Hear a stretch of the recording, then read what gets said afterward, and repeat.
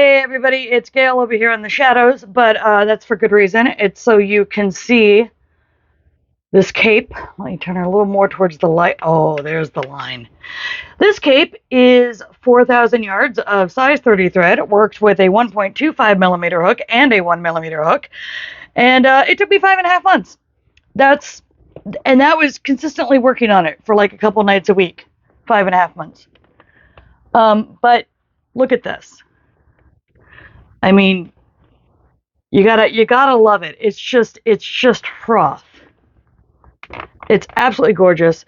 So this absolutely beautiful piece here comes to us from the 1930s. This is an evening cape, and I found this on the website wearinghistory.com, and I will link to that down in the basement, of course. And the original pattern actually calls for size 40 and size 30 yarn, what thread.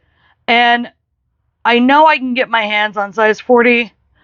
I wasn't willing to bet I could match colors, but also with that being the such a small difference in thread, that's only one thread size smaller, I was like, yeah, I'm just gonna get as much pink as I can and keep going. Like I said, 4,000 yards. It took 9 skeins of Golo, and I had a problem because I ordered it in pink. And then I went to order more of it, and I thought I ordered the same pink, and I did not. And if you look close, the pink here on the base is a different pink than the pink on the ruffles, but I think it came out really nice. I think it adds, like when the light hits it, you can really get sort of a layered pink going, so I think it worked really well. So the way that you make this is you chain, I think it was 336 to start, so you chain that, and then you work double trebles for 26 rows, and that is the base of the cape. So all of these open spaces here, and then once you do that, you fold over every 4 rows so that the row of double trebles that you fold over, they alternate where the treble hits. So you've got a space, and so there's a treble from the previous row, the other treble, and that gives you the spaces that you use to make the ruffles. The ruffles take for fucking ever, okay? Because this is a piece, let me scoot you back again. This is a piece that is getting slightly wider as you go down it. And so you have these increases that go on, and then you have to do all the ruffles on the increases. And I found the hardest part of the ruffles was honestly getting the base row correct, because I had to make sure I was seeing the exact spots where I was supposed to work it in. So my advice on this, if you want to go for it, and you should because it's gorgeous, look at it. What you want to do, start at the bottom ruffle, start with the very bottom one, just get that one done. That one's nice and easy. And once you start working on the folded ruffles, what you want to do is work the base row and then go up to the next spot, work that base row, next spot, next spot. Basically get all of your base rows for the ruffles finished all at once, because after you do that, it's just working back and forth for 8 rows, making meshes. And that means it's actually, as you work your way up from the bottom, there's less stitches to do every layer, because you're working from the widest increase up to the original sizing. So I'm so in love with this. I really am. Like, let me see if I can make it go swishy.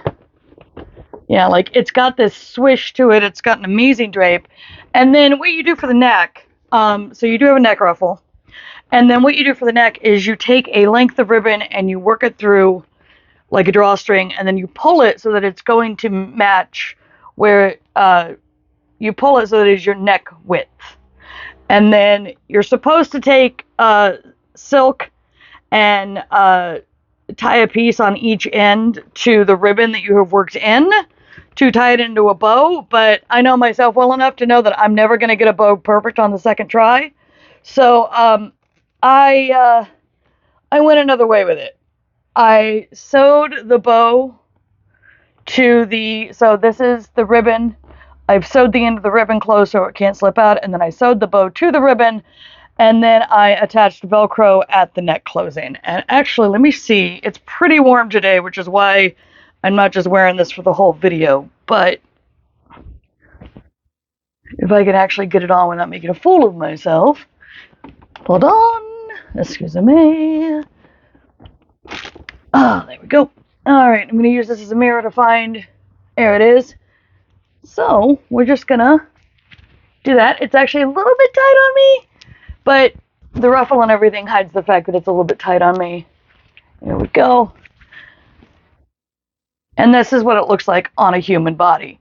Now, you can adjust it a little bit so that it can kind of drape where it wants. So it's not a perfect recreation, and I think that's because I was using the size 30 instead of the size 40 on the ruffles. But what I did to try and get it to be a little closer to the size 40 is the base stitch that I worked here. I did that with the 125, and then I did all of the ruffles with the 1mm to sort of pull it in a little more. And it's really fascinating because as you work it, you see the shape come together because the way that you make the ruffles by folding over the 2 rows and then working around the posts of all the stitches helps give it its shape. So, oh my god, it's so fucking cute. I am desperately in love with it. I never want to make it again. You know, it's one of those projects like I made it. It's beautiful. I nailed it. I'm so happy. Literally, I don't think anybody could pay me enough to make it for them. It's just, it takes so long and it's so tiny. But I mean, I kind of want to wear it the rest of the day just because I feel pretty. You know? Oh, there we go. Yeah, it's definitely a little tight today. But yeah, so that is this absolutely beautiful cape. So, like I said, the pattern comes from Wearing History, which is a fashion blog, a historical fashion blog. And I will link to them so you can grab it. It's a free pattern on their site. There's some other stuff you can grab as well. There is an absolutely insane evening gown that you make with a 1.6 hook and size 30 thread. And I have the 1.6 hook now. So you may see that in probably 9 months if I start it today, which I'm not going to. But yeah, it's a Royal Society pattern, so it's American terms. And like I said, if you wanna dupe it, you can do it in size 30. You just got to drop down to a 1mm hook for these ruffles. Or I would love to see somebody make it with the 125mm hook that I used for the base, because I don't think this is gonna look bad. However you figure it out, as long as your hook size is pretty agreeable with what it should be based on the pattern. Oh my god. I feel so femme. So femme. Okay, well, I'm gonna get this off my neck now. There we go. Ah! Microphone. Alright. So anyway, if you enjoy what I do here, please like, subscribe, share, tell your friends, all that fun stuff. If you decide to go for this, oh, please let me know. I would love to cheer you on.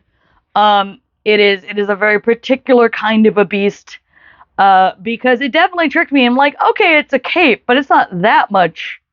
It's not that large. And then 4,000 yards later, I was reevaluating my entire life. But it happens, and then you get beauty out of it. So, like, subscribe, share, tell your friends, all that fun stuff, and I will see you when I see you.